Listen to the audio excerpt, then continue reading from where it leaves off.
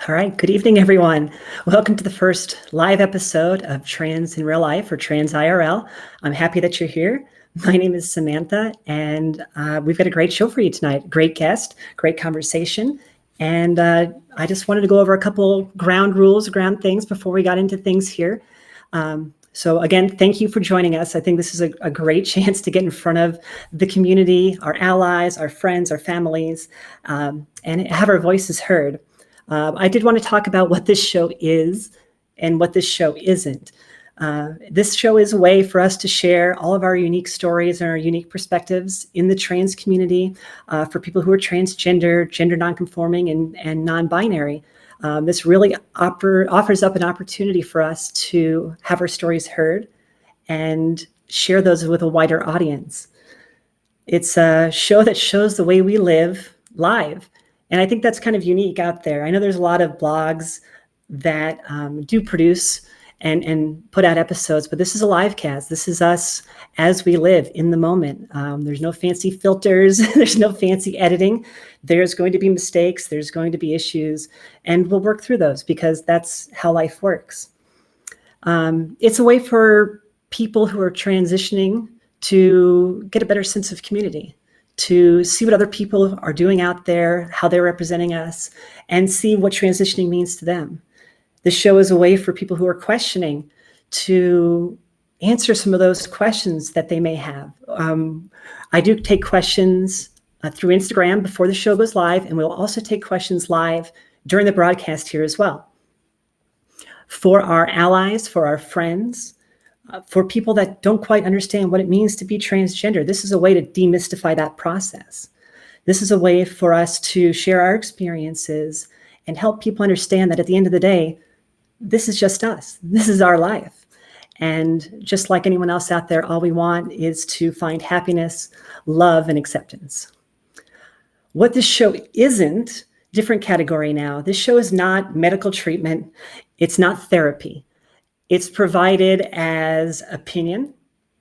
The things that we talk about here in the show should be taken as such.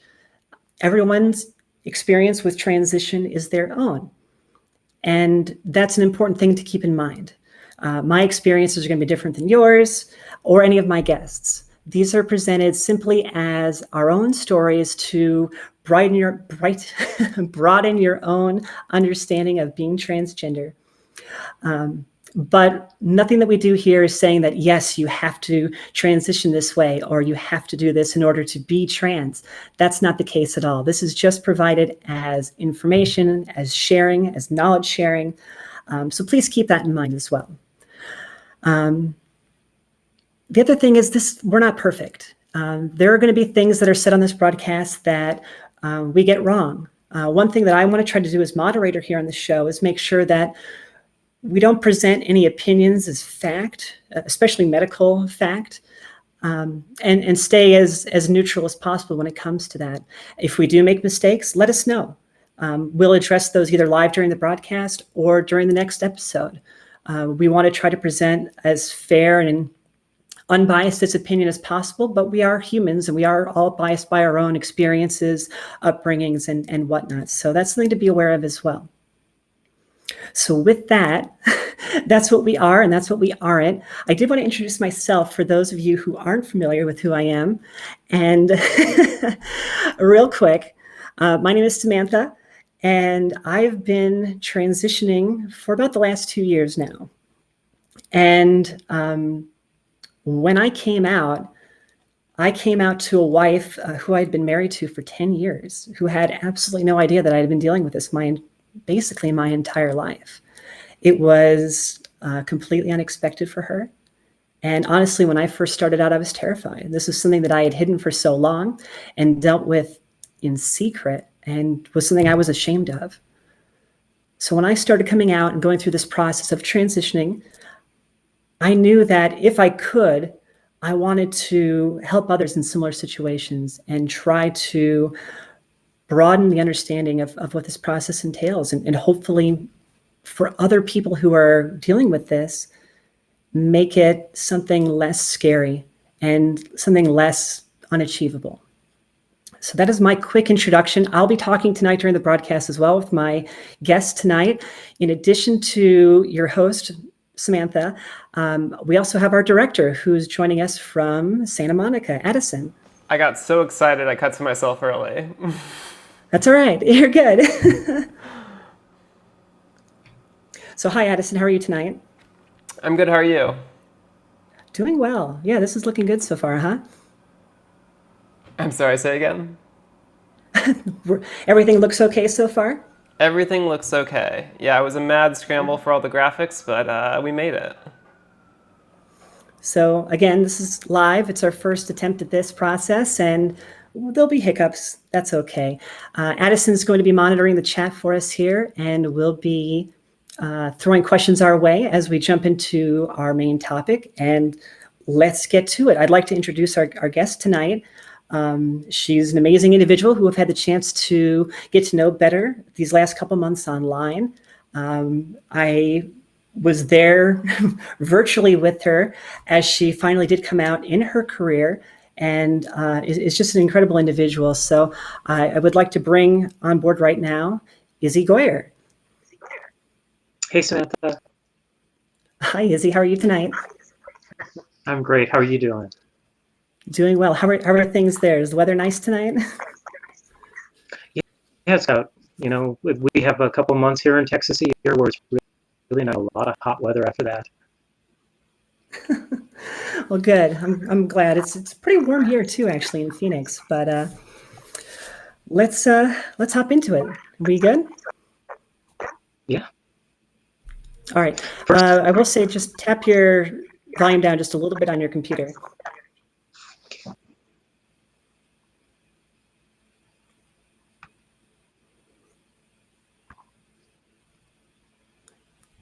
We should be good to go as long as you can still hear me. There you go. Perfect. I can hear you.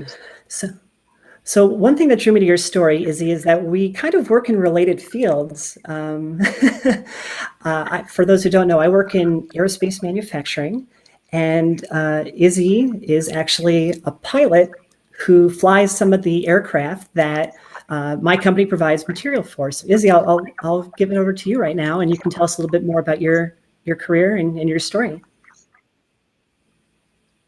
Yeah, well, Sam, I've been pilot ever since I was a kid. I learned to fly when I was a teenager. Grew up in an aviation family, and I was always really I always loved writing, and I always loved communicating ideas in ways that were, effective. And I took these two things, loved flying and writing, and kind of married them. And I've been working as an aviation journalist for ever since my late 20s. And I've been lucky enough to fly a lot of airplanes, and some of the most amazing airplanes in the world, really. And I have had a chance to just write literally hundreds of stories and photograph hundreds of airplanes over the years. And I'm pretty, I love the industry. I love flying. I love the people that I get to work with. It's really, really exciting. It is, I want to add, an extremely male-dominated industry. It's hard to believe, but about 95% of pilots are men. And of our readership, the magazine where I work, I'm the editor-in-chief of a kind of medium-sized aviation enthusiast magazine. Our readership is about the same. It's slightly higher percentage of women, but only about 7%. So it's an industry that's very male, and it's also extremely conservative. A lot of the people who have been who are pilots and airplane owners are people who are older. They tend to be white, male, and by necessity fairly well off also. And as our viewers all know, those are, if you put those things together, you're going to find a predominantly conservative demographic, and that's exactly what we have. That said, my transition has been remarkably pain-free, and I have more to talk about that later on in the show. Great. No, I think that's a great introduction. And I'm so jealous of some of those airplanes you get to fly because they're really cool. Some of those light jets are just fantastic, and they've just got to be so much fun to get behind the yoke there and just go to town. Mhm. Yeah, and I've had a chance to fly So even some big business jets also. So have you? Okay, so some it's of the larger ones too. yeah, and I'm fitted in jets and fly jets quite a bit. So I am curious though. For me, I started my transition in my 30s, which I consider to be later. Um, Hmm. but I, I mean, it's relative, right? At least compared to some of these people now that are It able to is. transition earlier in life. But I think for both of us, we had to transition in the middle of our careers. But what I'm curious Hmm. about in your case is how long have you been dealing with these feelings of being transgender? Oh, ever since I was a little kid. I mean, I identified when I realized that I was changing, that my body was changing, and that I was getting male secondary sexual characteristics. It was devastating for me, and I kind of resigned myself to doing the best I could with it. But it was really hard for me, and I never thought that there was any option to do anything else other than just make it for the rest of my life. And so, I mean, I look back and I realized that the people in my life who were really formative in uh, in my understanding what it is to be human and what it is to be in relationships with other people, they were all women, and I enjoyed being around women more than I enjoyed being around men. And when I look back, I see all these signs. I mean, dozens and dozens of signs that I just kind of ignored at the time because what was I going to do about it, right? Yeah, I love to shop, by the way. Um, so uh, by the time I was in my 40s, I had started to realize that I was gender diverse in some way. And then it wasn't until I was in my late 50s, just a couple of years ago, that I accepted that I was trans, understood what that meant, and made the decision to transition. And it was a huge decision. Like you, I've been married for a long time, even longer than you have, and my wife was really deeply affected by it. It was very difficult for her. Um, my the rest of my family, we have two kids. They are both, and I don't know if I've spoken about this with you, but both of my kids are trans, and they knew more about it I was training than I did. I actually learned a lot from them, and this was before they came out. So I was really lucky to be in the family that I was in. I feel lucky that I'm still in this family that loves me and accepts me. And that's fantastic. And it's always great to hear stories about those families that are able to make it through a transition, which is very similar to my situation here with Laura, who did stay with me after transition. We actually had a vow renewal last year, almost a year ago now, and we're still together. And it's just great to hear some of those stories about couples that do stay together through this process. So in But your that industry, said, the challenges that relationships face when one of the partners transitions, they're tremendous and they're very real, and feel extraordinarily lucky that I'm still with my wife, whom I love very much, and that I don't know that I don't know what percentages of people who stay together in relationships after one of the partners transitions. My guess is it's not very high. So I feel really lucky to be in this relationship, and I don't know what to say. I'm just um, I don't. My experience would be very different if it wasn't for the support of my family. and that's very true. I think more so now than in the past, it's almost more reasonable that a spouse would stay, especially if you look back to 10, 15, 20 years ago. There was very, very little support out there, very little understanding at a larger scale for those spouses of transitioning partners. And Right. but the good, and I think you're right. I'm not sure the exact percentages of who stays and who doesn't, but I will say that since becoming engaged in the online communities like Reddit and Instagram, I do see those other couples out there that do survive transitioning. So it may not be 50%, but it does happen in certain situations. Yeah, and I see the same thing. I have a bunch of really good friends in the online world, and I have some friends IRL, and I know that their experiences with their relationships are really, they're vastly different, but there are challenges on a very, very regular basis, even for those couples who do stay together. That's no different from regular.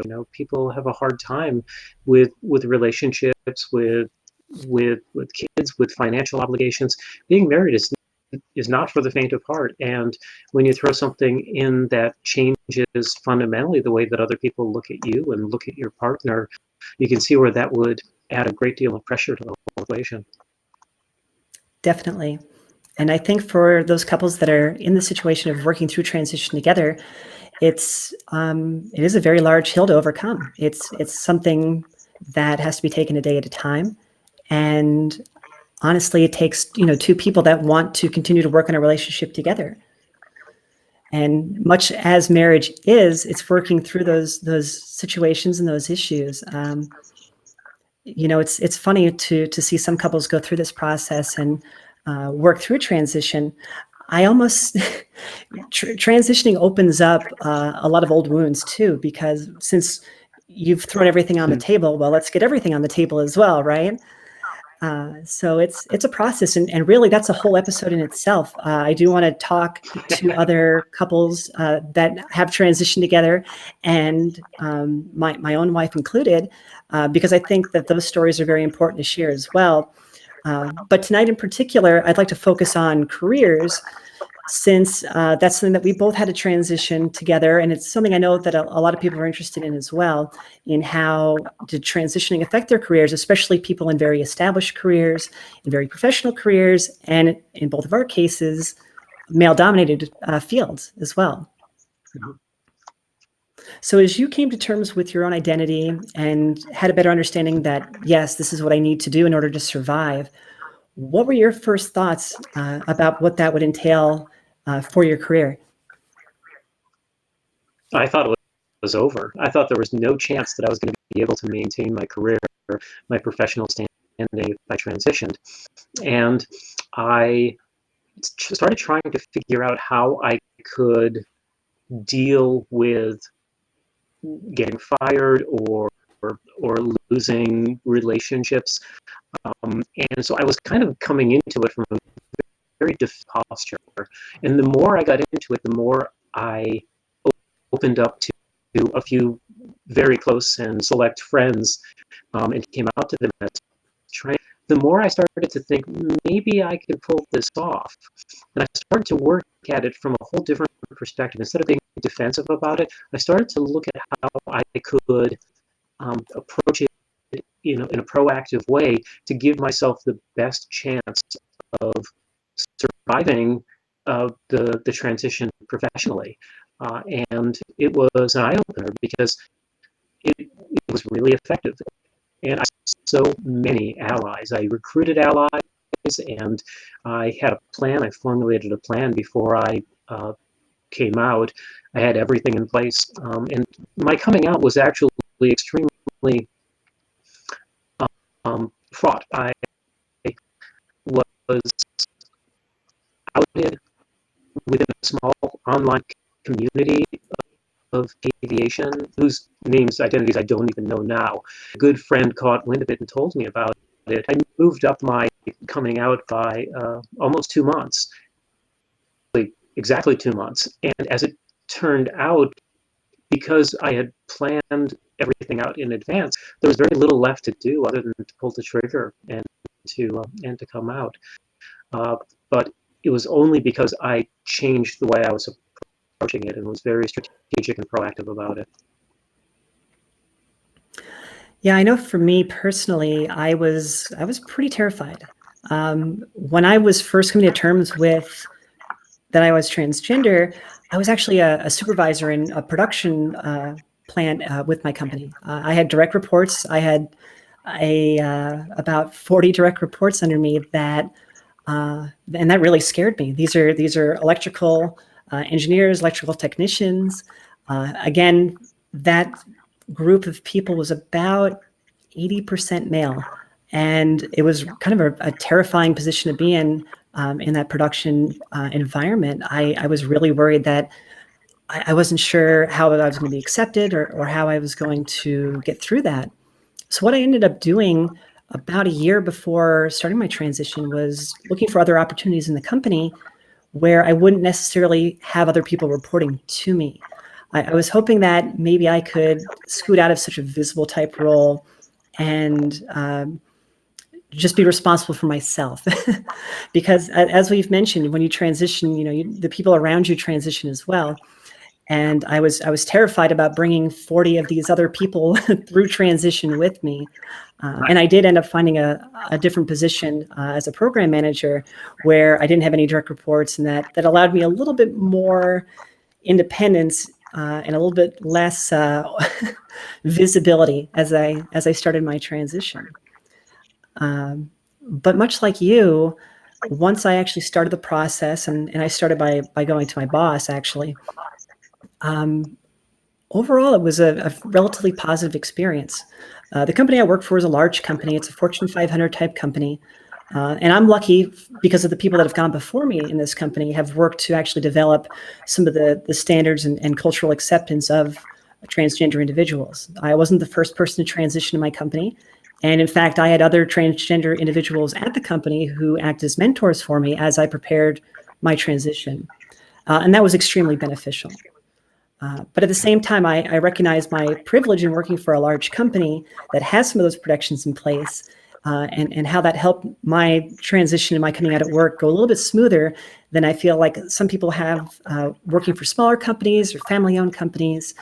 In those situations, I feel like it's a little bit harder for individuals to come out, especially when there's not protections in place. And that's something that I think we need to be aware of for other people out there that are going through this process.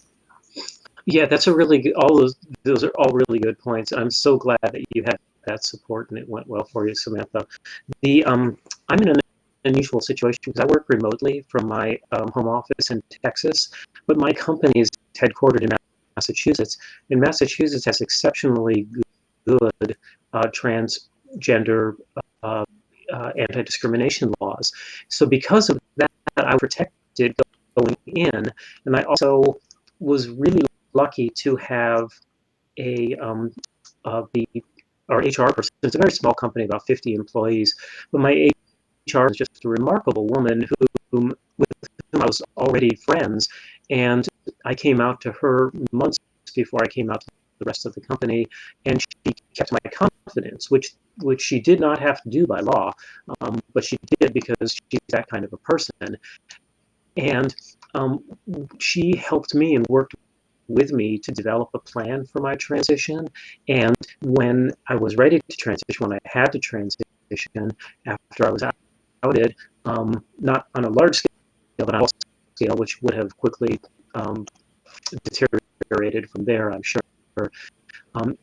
She already had the letter in place. We already had a list of invitees for the phone conference during which I came out, and I had no idea how much would react to the whole thing.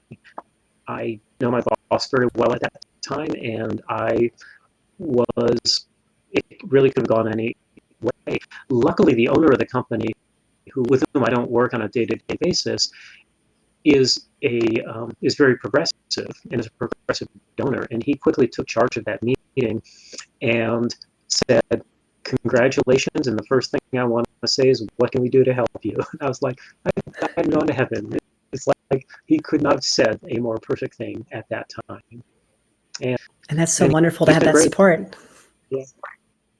So it's but I think I've been lucky because I relied on people that could have betrayed my confidence, and I was going just based on my gut instinct about what kind of people these were. Some of them I'd known for a long time, others for a relatively short period of time.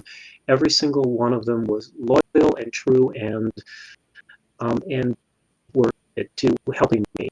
And so when I came out, I had hundreds of notes of support on social media and from people within my company. And it was really, really gratifying. But it happened because I came out to a lot of people preemptively so that when I did come out, it wouldn't be a giant shock to everybody. There'd be a lot of allies already in place there. And I think that was critical for me. There's some risk involved because they could, betray confidence.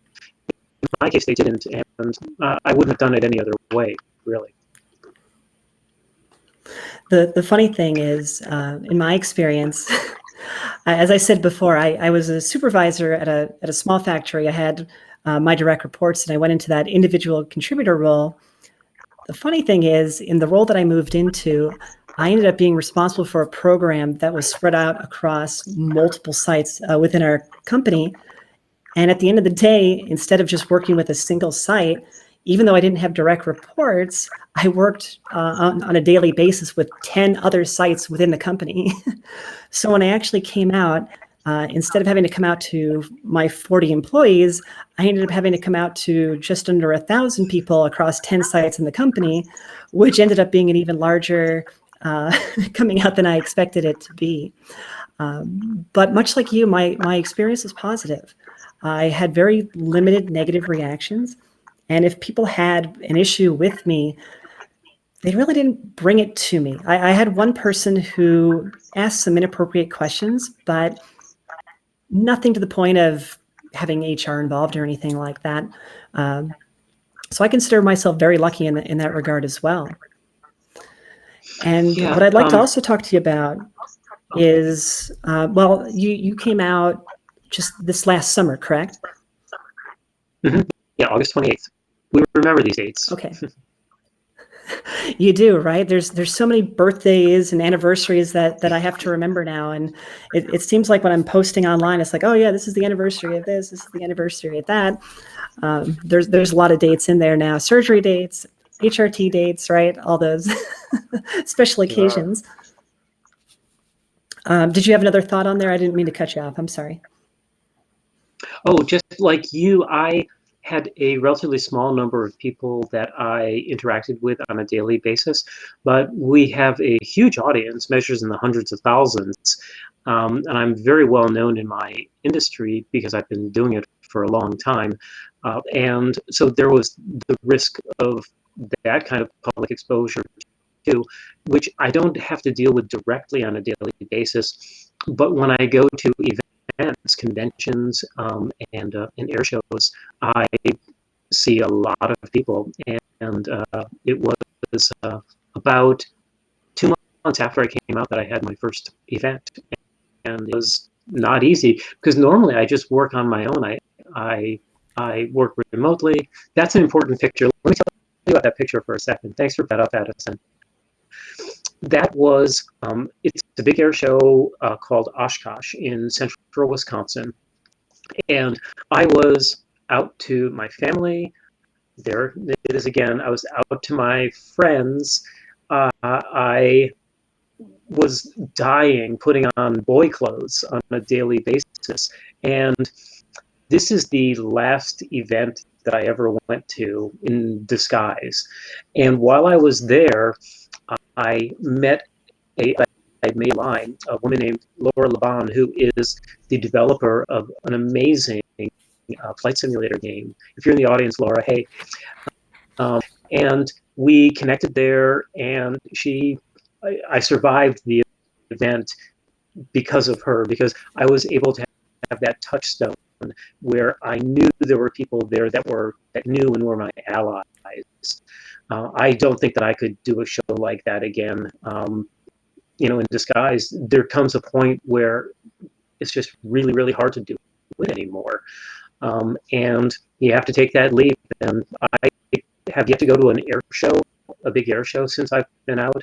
I've been to a couple of smaller conventions. But in April, I'll have it to my friend Laura. Hey, Laura.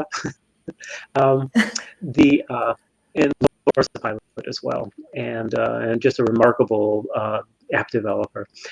But when I go to this big air show, everybody there, I mean, the vast majority of people there will already know my story. So there's not going to be that shock of discovery. And I think we live in a different day and age now where people in my industry and in my walk of life are sophisticated enough to know that even if they have negative feelings and opinions towards transgender people, they keep them to themselves pretty much. And that's a hugely positive development in our culture, for sure. Definitely. So you've really come into your own here, and you're gorgeous, by the way. I love your outfit tonight. But what I wanted to ask you too, outside of work, how has this transition allowed you to explore your identity and kind of embrace that and be visible with it as well? That's another one of those entire show questions. It's right. It's changed everything. It's strange because I started trying to understand myself better before I transitioned.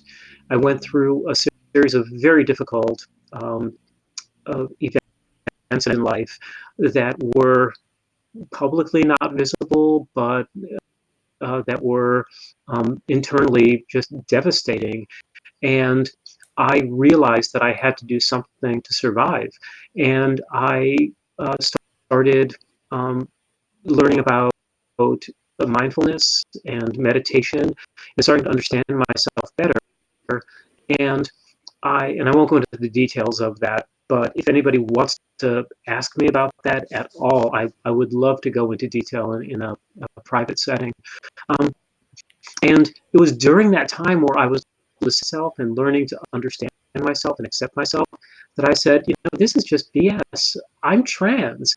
It's like I can pretend that I'm not, but that is who I am. And I realized that I couldn't live my life not being true to myself more. And the more I was true to myself, the better a human being I was. The better I was, the better a parent I was, the better a friend I was.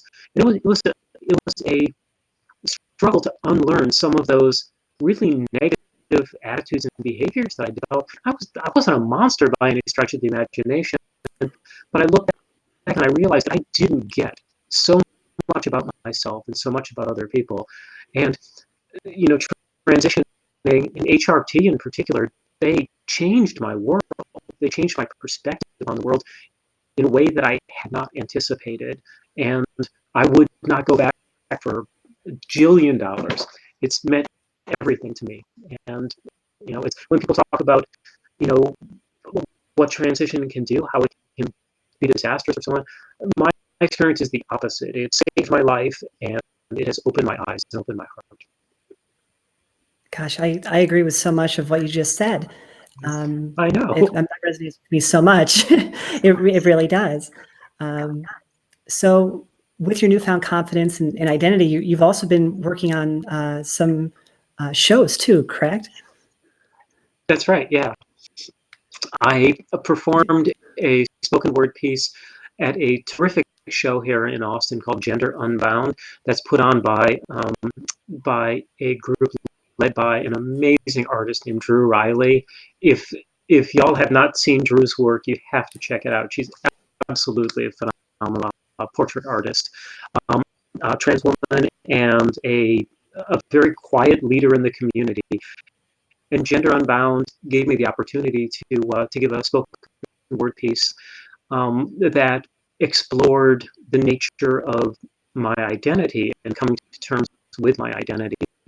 And I also addressed embarrassed how I came up with my name, which is really interesting. I don't know if this has happened to you, Samantha, too, but for so many of my acquaintances and friends want to know, why did I pick Isabel? My name was something close to Isabel previously, and it's of great interest to them. Have you had that same experience? Oh, you broke up just on the end of that question. Oh, have you had that same experience? With my name, yeah. It's when I picked out my name, it was definitely a there, but my name did. It started. My old name started with the same letters, so don't try to guess it. But yeah, I definitely had that experience though with being so much more comfortable with my story after coming out. And if you had met me before transition, I was probably one of the most private people that you'd ever meet. And I think a large portion of that was being afraid that people would see through me and see who I really was inside. And since coming Absolutely. out, it's really allowed, yeah, it's really allowed me to explore myself, understand myself better, and it's also allowed me to be public in my transition, which we're both doing right now. Right.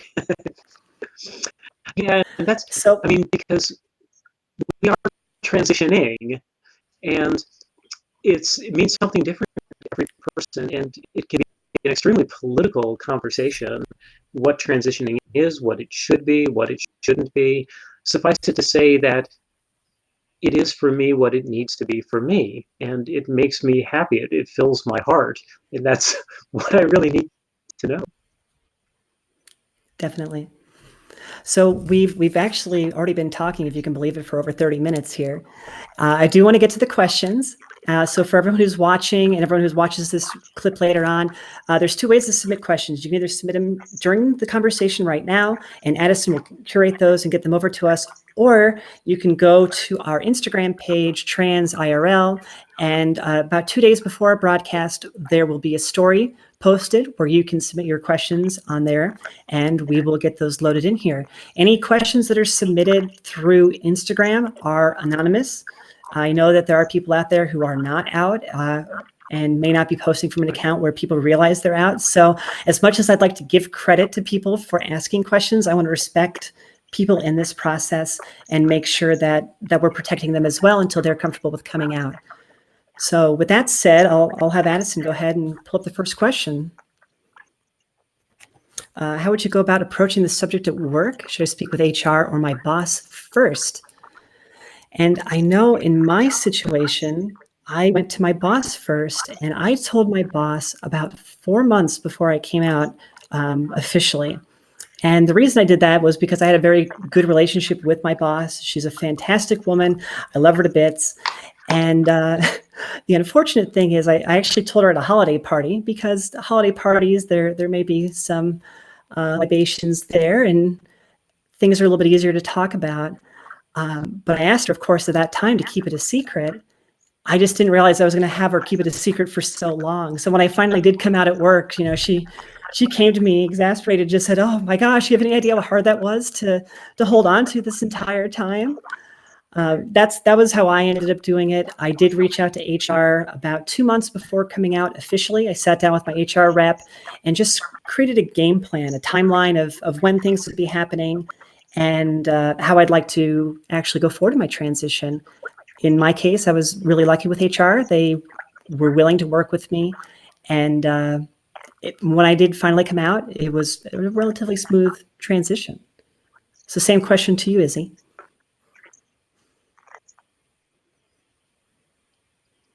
Yeah, you broke up just then, Samantha. My, I talked about my experience with transitioning in the workplace.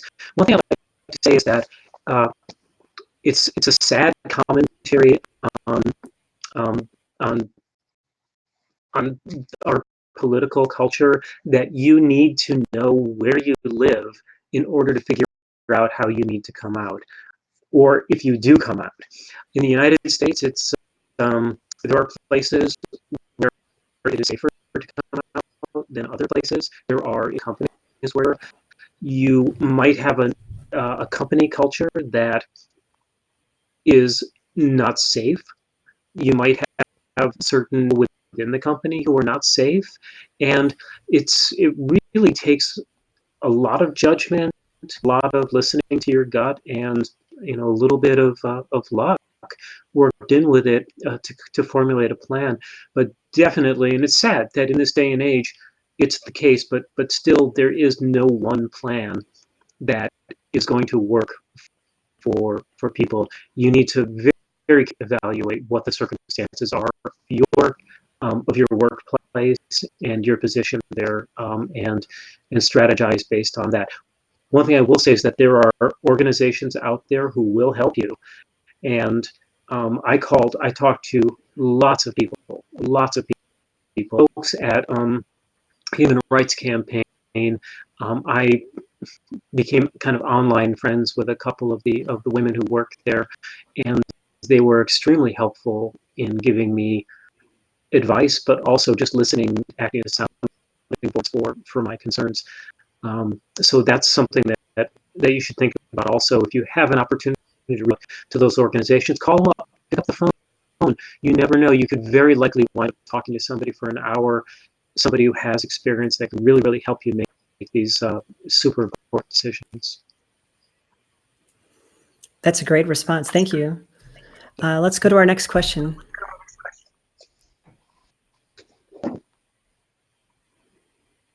All right. What's an appropriate transition letter for work?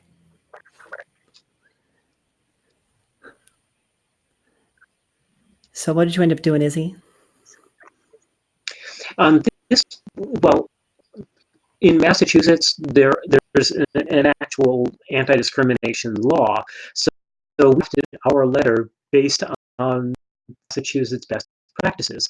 And it included some very practical things. It's like, here's what you call me. You don't call me the thing you used to call me. You call me this now. Here are my pronouns. I'm going to use the women's restroom. I'm going to be in all respects a woman, treated in exactly the same way as other women. And it said that there was zero tolerance for harassment or for inappropriate commentary or remarks. And it was at the same time, it was welcoming to me, but it was also no nonsense about how my colleagues would need to treat the situation. As it turned out, it wasn't necessary, with one big exception that was glaring and very upsetting for me. But other than that, was my colleagues were and continue to be fantastic. I'm just so thrilled. I mean, so many of them are very good friends of mine, and it's like you realize after you transition, those grades that you had, there's a reason for it. Yeah. I know in my case, where I'm at in Arizona, there is no protection at the state level, but the company that I'm at has those protections in place. But what I ended up doing was writing a letter that touched on a lot of the same things that you had mentioned in your letter. I think that now looking back, my letter was probably a little bit long. There was some exposition in there that maybe was a little bit too personal, and trying to explain how I came to this point in my life. But in much the same way, it touched on, there'll be a new name, there'll be new pronouns. I know that this is a change. I'm willing to work through this with you. I'm not expecting everyone to get it right tomorrow, but there is an expectation that people get it right, that sort of thing. And I thought it was a fairly effective letter, and I got a really good response on it from the people I sent it to. And I think overall it helped people too, in that I wasn't trying to hide this, or I wasn't trying to do this behind the scenes.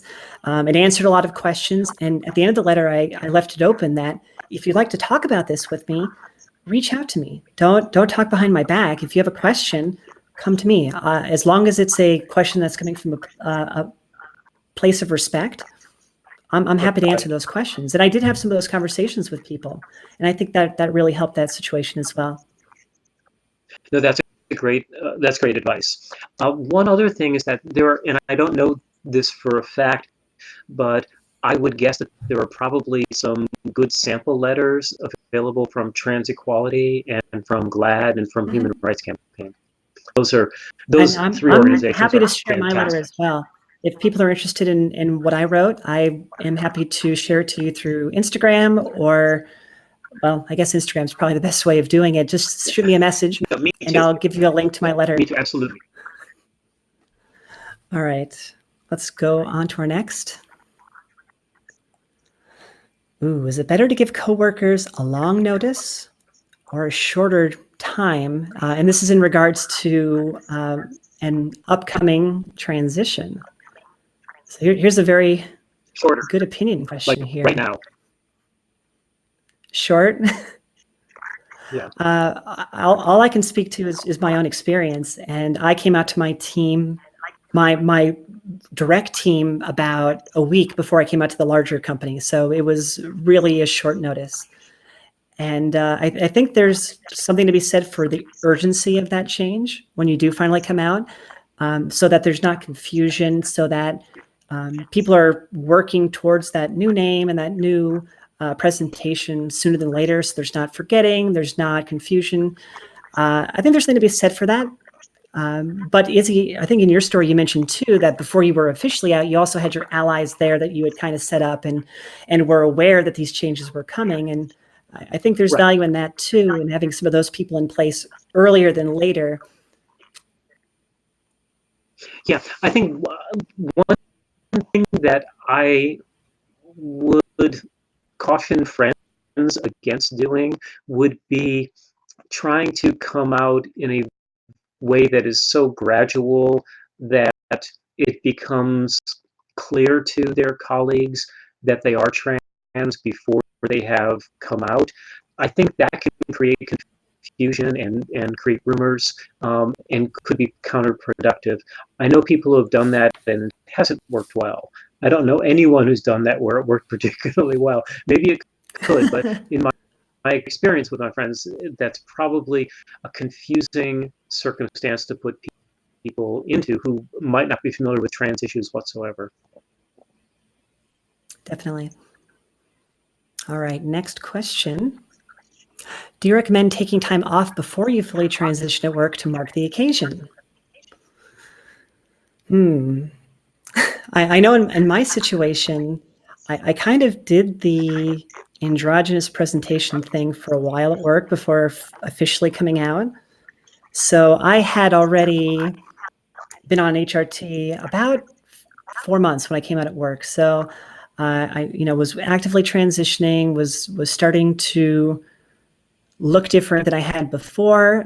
It got to the point where I actually had noticeable breast growth, so I was having to wear a sports bra, and all of a sudden, my very tailored work professional shirts turned into much larger plaid shirts, and my professional work shoes turned into Vans and Chuck Taylors. So I kind of started drifting a little bit more towards the andro presentation prior to coming out. And then there were some comments and questions about that. I think most people thought it was some sort of a midlife crisis, especially because I was already growing my hair out at that point as well. But as for actually taking time off of work, I do know of several people that when they finally did come out at work, they did it on a Friday, or they did it before a holiday, or they did it before a long weekend to kind of allow people to sit on that, so that they didn't have to come the very next day presenting as themselves. But again, I think it's a very individual sort of question and preference. I think maybe there is some value to sending that message on a Friday and letting it kind of soak in. But Yeah, what's your take on it, Izzy? Well, I had the company announcement was made, and it was just a couple days afterward. I think it was on a Thursday or Friday, so there was a little bit of a break, but it was pretty much business as usual. So, and I work in a job where we're producing stuff all the time, and there's not really the opportunity to take off much time. We've got a small staff, and we overproduce, so that didn't really apply to me. But it was something that was I had allies within the company to begin with, so I wasn't too concerned about people's responses. And I did the same thing. I mean, I started HRT September of the previous year, so I'd been on HRT for almost a year. My and I'd had FF organization surgery in February, so my presentation was very different than it had been before. And a couple of very close friends had wondered about that, but not said anything.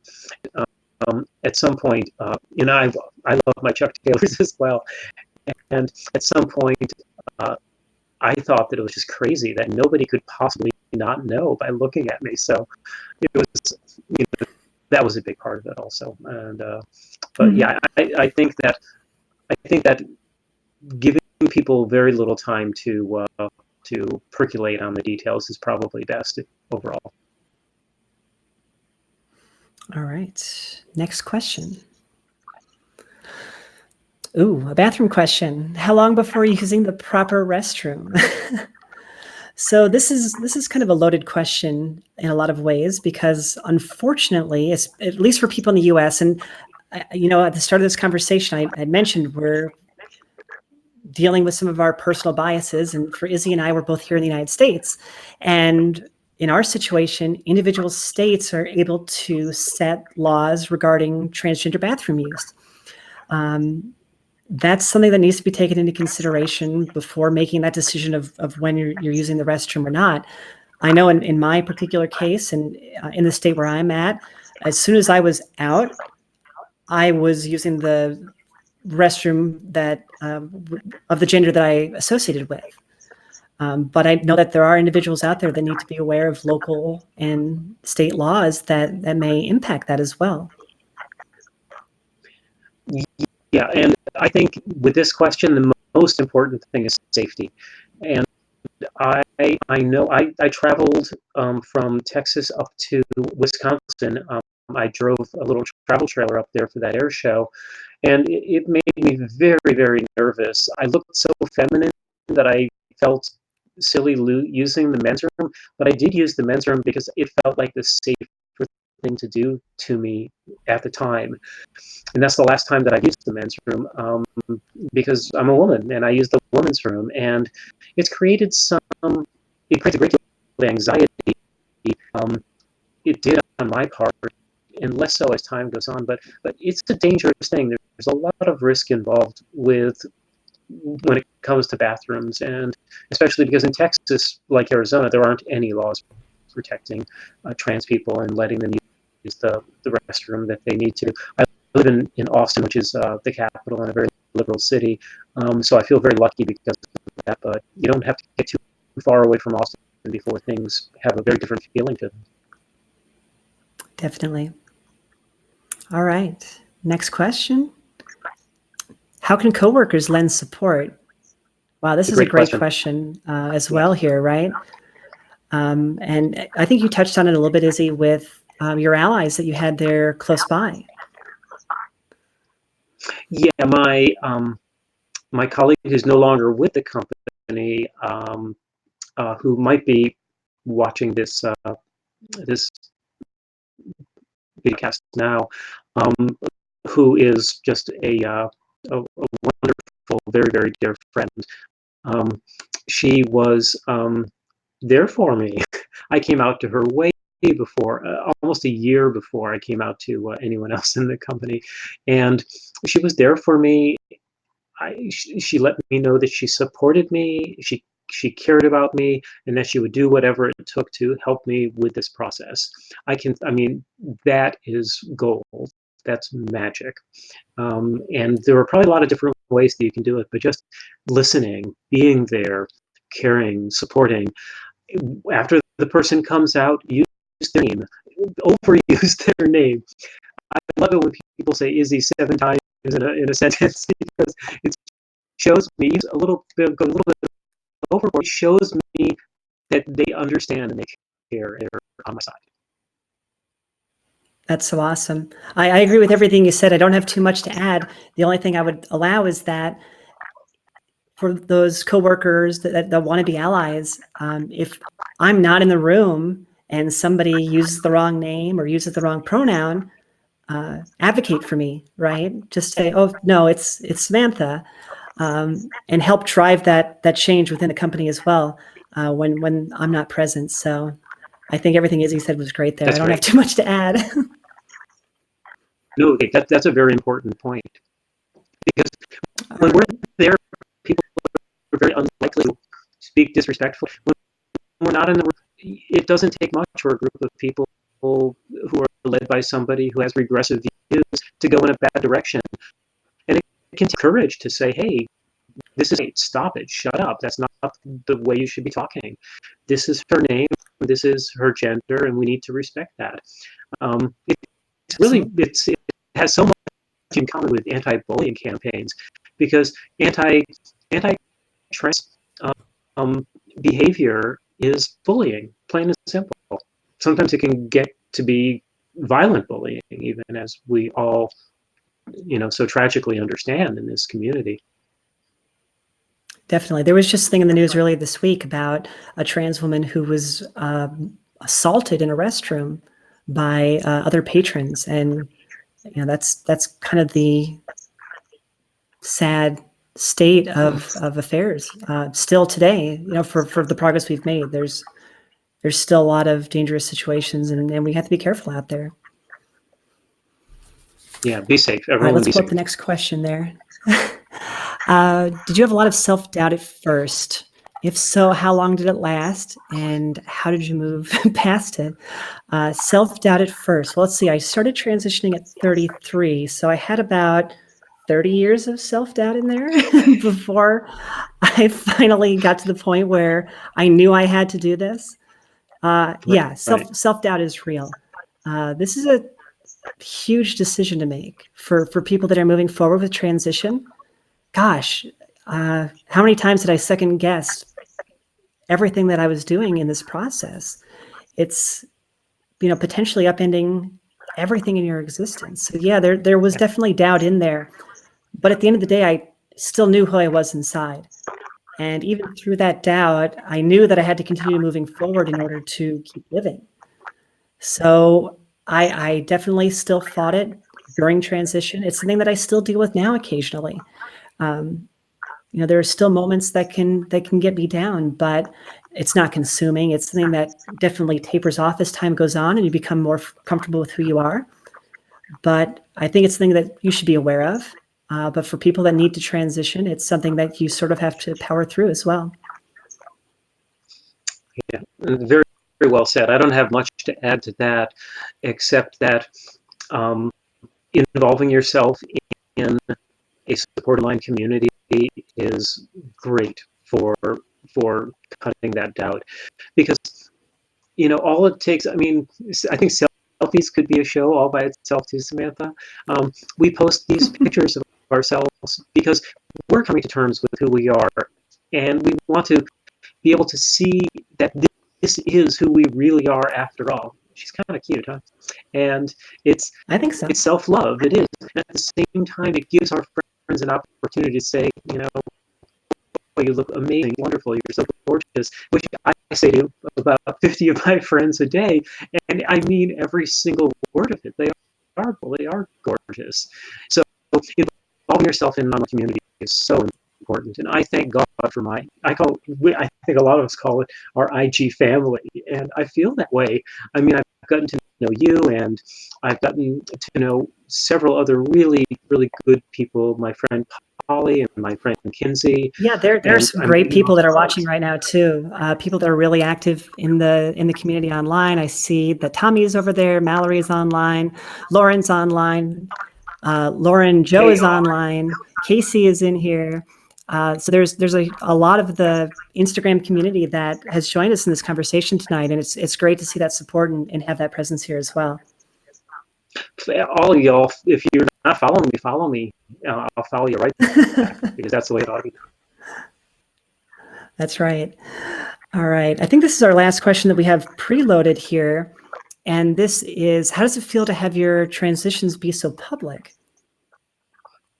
And I sort of touched on this a little bit at the start of the night. This is something that I could do, and it's something I wanted to do, was be public with my transition. Not everyone chooses that. Not everyone wants to be public in their transition. And I respect that immensely. You know, every transition's different. For me personally, dealing with so much of that pain, so much of that suffering of being in the dark for so long, of not understanding what this process entailed, I wanted to share my experience. I wanted to make this easier for other people to understand. I realized that by being public, it is a risk that I take. It puts my name out there, and I've had my pictures spread across websites that want to say terrible things about transgender individuals. But it's sticks and stones may break my bones, but words will never hurt me. And that's how I really look at it here. I would rather put myself out there and take some of that verbal abuse. Okay, fine. Directed at me, right? So that somebody else out there doesn't have to hear it. But ultimately, hopefully, educate individuals and help the world see that we're just here living our lives, beautiful lives, engaged lives, doing amazing things as a community. And my revolution is in my visibility. And I think that's important for me. That's so beautifully said. It really is. Thank you for sharing those feelings. I agree so much with that you said. And the visibility question is a big one too. I come across as being kind of extroverted, but I'm a total introvert. And if I had my druthers, I would go through the world pretty anonymously. And so my coming out, if I wanted to keep working in the job that I'm working in, I needed to come out publicly. That's all there was. And at the time, I too was so, I felt a sense of obligation to our community to be visible, and to be visible in a way where I was proud, where who I was not trans first, but I was a writer. I'm a writer. I'm a pilot. I'm a photographer. I am a partner and a parent and a dog owner. I mean, all those things define me, and being trans is an essential fact about my life. And when people see that, when they see that regular people just like them are trans, all of a sudden they lose this whole sense that trans people are strange. They're weird, that I don't trust them, I don't understand them, because they know you and they do understand you, they get it. So it just breaks down so many barriers. And I knew that I had to do that. I knew that I had to help. And I think I am helping, and I know that people who have come before me have helped me so much, and I owe so much to them. I could make a long list here of those people, but I owe so much to them. There's no doubt about that. Well, you're definitely helping, Izzy. I think it's fantastic what you're doing and your visibility there. I can't wait to hear about how Oshkosh goes for you this year. I think that'll be an interesting experience, and it'll be great. Well, I got a big year in Florida in April. That'll be the first one. So okay. I'll be posting about that. Hopefully photos and lots of positive words from there. Good stuff. I do want to tag Addison here really quick and just see if we've had any other questions come in through our live chat rolling through. We did have one where someone asked if any of us have to deal with the media and how we deal with that. I think that's a question that's perfect for Izzy. Yeah. I am the media, so it's kind of an interesting thing. I went back and I changed the name of the writer of all of the articles at the company that I currently work, the brand I currently work at, and I'm planning on doing that for the brand that I used to work at for a long time. I'll have to ask them if they'll do that for me, and I hope they will. But in terms of dealing with the media, I want to be there. I want to be visible. I want my face out there. I was on TV. I've been on TV a lot over the years as a talking head on MSNBC and CNN and loads of other networks, and I've been on radio shows and as an aviation expert.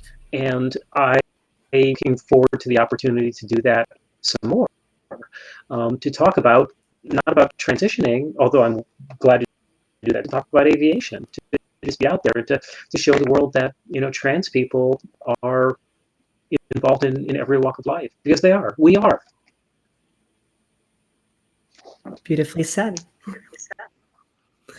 All right, let's bring Addison back up here. And there we are. Any other questions come in, Addison? No, that was it. All right. Well, believe it or not, we've actually been talking for about an hour and 5 minutes, which is a little bit longer than I thought we were going to go. But we had some really great conversation here. We had some really great questions that were submitted on Instagram and through YouTube. I've been trying to stay on top of the chat here, but I know that I've fallen behind. It's so great to see so much participation out there and people watching us live here this week. What I'd like to do now is sort of wrap things up and just kind of do a final thoughts around the room here. Izzy, thank you so much for joining us here today. This has been wonderful, and I really appreciate your time coming on here and talking through your experiences. I think it's fantastic. I love what you're doing, and I can't wait to see you continue to influence and be visible and showing people out there, especially in the aviation community, that you're you and you're still kicking butt. Thanks, Ed. And thank you so much for having me. This has been a lot of fun. And I want to thank everybody who's watched and who submitted questions. And to reiterate that if I can do anything to help anyone, answer any questions, please DM me on Instagram. I'm at Izzy_Sylvie, Sylvie. And I am, if there's something that I can do to help, please reach out. And I'm sure that's the same is true for Samantha. Absolutely. You can definitely reach me on Instagram at Suddenly Samantha. And I also want to thank my wonderful director, Addison, who's been doing all of these transitions and graphics for us in the background. She has been running around all day trying to get all of our final transitions completed and graphics loaded up here.